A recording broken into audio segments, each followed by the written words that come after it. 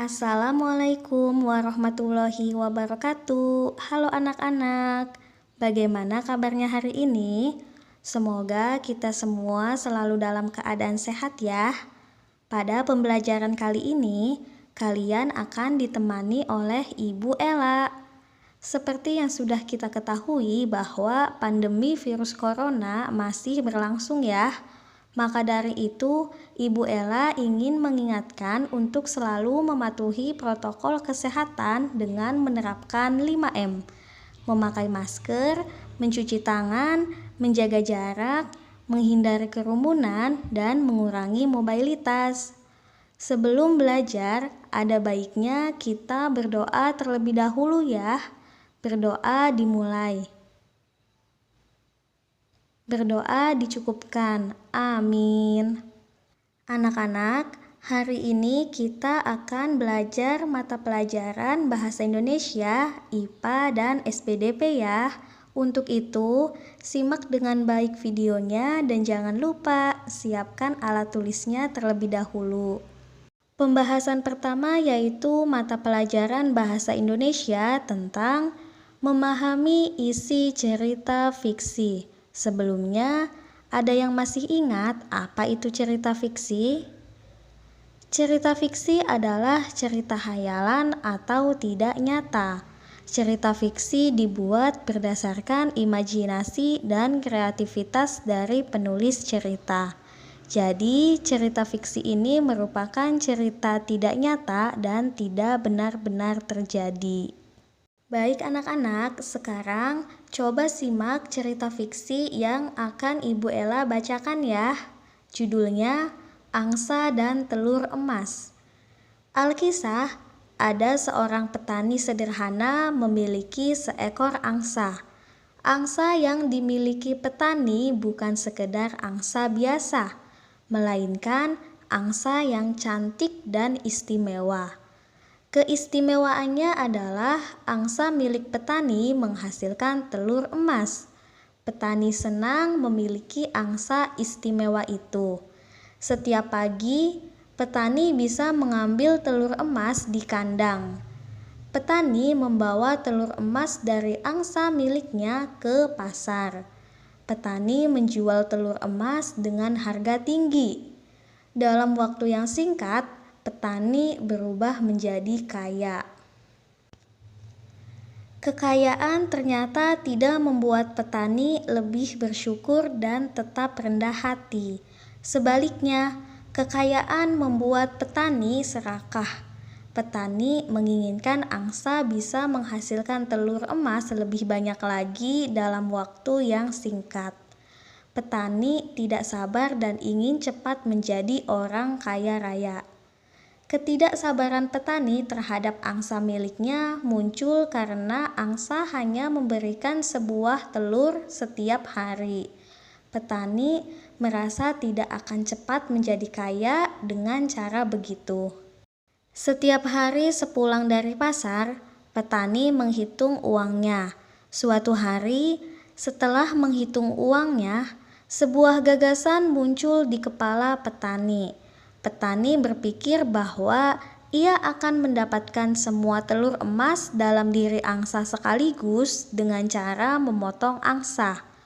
Gagasan petani pun dilaksanakan. Betapa kaget dan sedihnya petani ketika tidak menemukan satupun telur emas dalam perut angsa.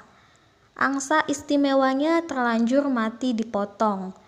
Hanya penyesalan yang bisa petani rasakan saat ini. Keinginan petani menjadi kaya raya semakin jauh dari angan-angannya.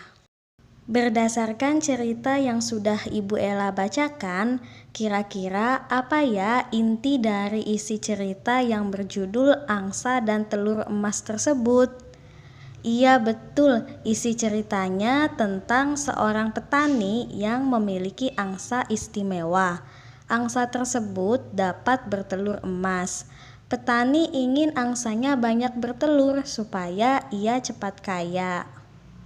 Baik, selanjutnya pembahasan yang kedua mata pelajaran IPA tentang hubungan sumber daya alam dengan keragaman sosial budaya. Tahukah kamu, sumber daya alam di suatu daerah berbeda dengan daerah lainnya. Sumber daya alam yang dimanfaatkan oleh penduduk daerah di dataran rendah berbeda dengan penduduk daerah di dataran tinggi. Sehingga dapat dikatakan bahwa sumber daya alam dapat mempengaruhi kehidupan sosial maupun budaya suatu masyarakat. Yang pertama ada dataran rendah. Di dataran rendah terdapat pantai dan laut, sehingga sumber daya alam yang dihasilkan antara lain ikan, terumbu karang, dan garam. Sumber daya alam tersebut berpengaruh terhadap peralatan dan perlengkapan hidup masyarakatnya. Misalnya, untuk menangkap ikan, masyarakat nelayan membutuhkan peralatan berupa jaring, perahu, dan yang lainnya. Selain itu, masyarakat yang tinggal di dataran rendah memanfaatkan berbagai cangkang kerang untuk dibuat kerajinan. Yang kedua ada dataran tinggi. Di dataran tinggi, sumber daya alam yang dihasilkan berupa kayu, teh, berbagai sayuran dan buah-buahan, serta daun-daunan. Sumber daya alam tersebut dapat diolah menjadi berbagai macam benda yang dibutuhkan masyarakat.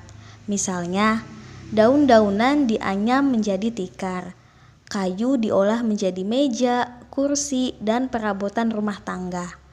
Sumber daya alam tersebut berpengaruh terhadap peralatan dan perlengkapan hidup masyarakat pedesaan. Misalnya, untuk menebang kayu, masyarakat desa membutuhkan kapak, gergaji, atau senjata tajam lainnya. Untuk mengolah sawah, mereka membutuhkan cangkul dan bajak. Masyarakat yang tinggal di dataran tinggi memanfaatkan sumber daya alam yang berupa tanah liat untuk dibuat gerabah. Baik, selanjutnya pembahasan yang ketiga mata pelajaran SBDP tentang perbedaan teknik mozaik dan teknik aplikasi. Teknik mozaik adalah seni dekorasi yang dibuat dengan menempelkan potongan-potongan bahan yang sama atau sejenis, misalnya kertas saja atau batu saja. Potongan-potongan bahan tersebut kemudian disusun sehingga membentuk suatu gambar. Sebelum menempel bahan, terlebih dahulu membuat sketsa atau pola. Sedangkan teknik aplikasi adalah karya seni yang dibuat dengan cara menempelkan guntingan kain yang dibentuk sedemikian rupa sehingga menyerupai bentuk yang diinginkan. Jadi, perbedaan antara teknik mozaik dan teknik aplikasi ini terletak pada bahan yang digunakan. Jika pada teknik mozaik menggunakan bahan yang sama atau sejenis, misalnya kertas saja atau batu saja, maka berbeda dengan teknik aplikasi yang menggunakan bahan kain. Mungkin cukup sekian pembelajaran kita hari ini. Apabila ada yang ingin ditanyakan atau belum dimengerti, silahkan anak-anak boleh tuliskan pertanyaannya pada kolom komentar ya. Semoga video pembelajarannya bisa bermanfaat bagi kita semua. Terima kasih. Wassalamualaikum warahmatullahi wabarakatuh.